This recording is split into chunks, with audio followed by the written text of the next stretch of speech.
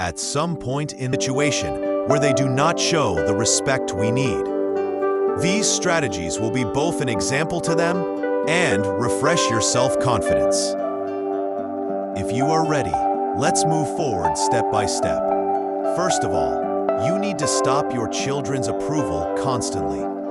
Most parents, especially as they get older, spend a lot of effort to gain the likes of their children. You may find yourself moving in line with their wishes. Yes, you can't stop leaving your own needs in the background. However, the more you constantly listen to them and fulfill all their wishes, the more likely you are to see them as an ordinary element of your existence. This may cause your self-respect to be damaged and your children to perceive you as someone who serves their own interests. For example, Aisha, who was full of self-confidence in her youth, began to bow down to the demands of her children over time. She started to live her home life according to their wishes. She put her own views into the background. However, this situation led her children not to listen to her words and even not to follow her decisions. However, respect starts not with mutual sacrifice, but with the respect you have for yourself. To determine your own needs, your limits, to learn to say no, will actually restore the respect your children will have for you in the long run. Another important point is not to argue and to show exemplary behavior. In the case of your children belittling your words, not listening to your opinions, or not listening to you, your first instinct may be to argue. But don't forget that anger and argument are only the result of suppressing the attitude of the other party. Because respect is not achieved through verbal struggle. While teaching in the past, Ferret Bey, who protected cold-bloodedness in the classroom and was an exemplary example of this, you should also have a calm attitude at home to protect your cold-bloodedness. Don't forget that your children will be affected by your way of expressing yourself, your attitude, and your behavior. You should approach them with anger instead of understanding, and approach them with cold-bloodedness instead of arguing, so that they will also value your words over time. For example, Mr. Rishat, instead of showing authoritarian attitudes at home in his early years, he started to convey his thoughts in a calm language, and his children started to appreciate his mature approach and start to respect him more. The third step is to distance yourself from emotional dependence. No matter how deeply you love, if you feel that your children constantly approve of you emotionally or need to show their dependence on you, this situation will shake the balance of power between you. Emotional dependence creates an unnecessary pressure on your children, because when you constantly try to win their love, they can also perceive your existence as a burden. Once upon a time, Ms.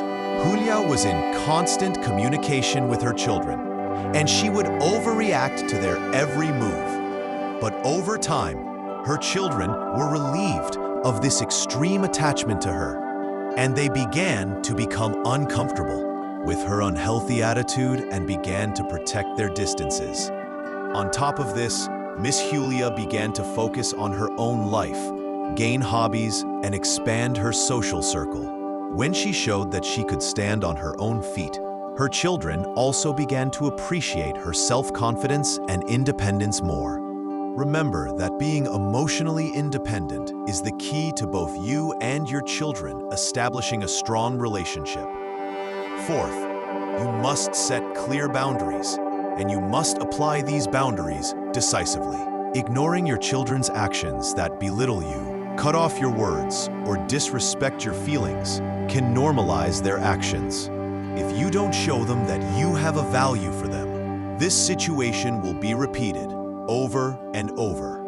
For example, Mr. Emre, who is 68 years old, has been silent about his children insulting him and cutting off his words for years, until he can't stand it anymore and says, "I have feelings too, listen to me."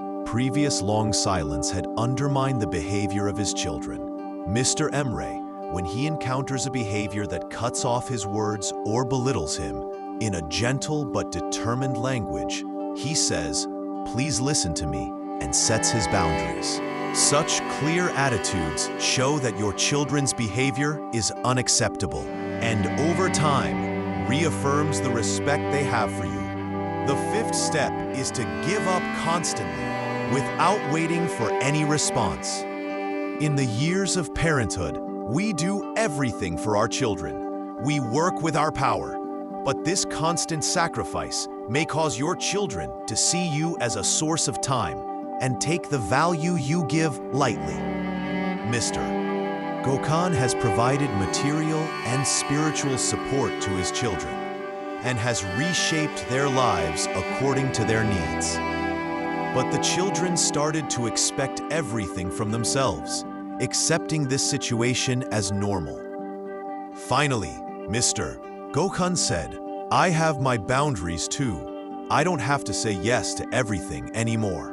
He started to limit giving. Although this step created confusion in his children at first, over time, it caused them to understand the value you give better and increase their respect for you.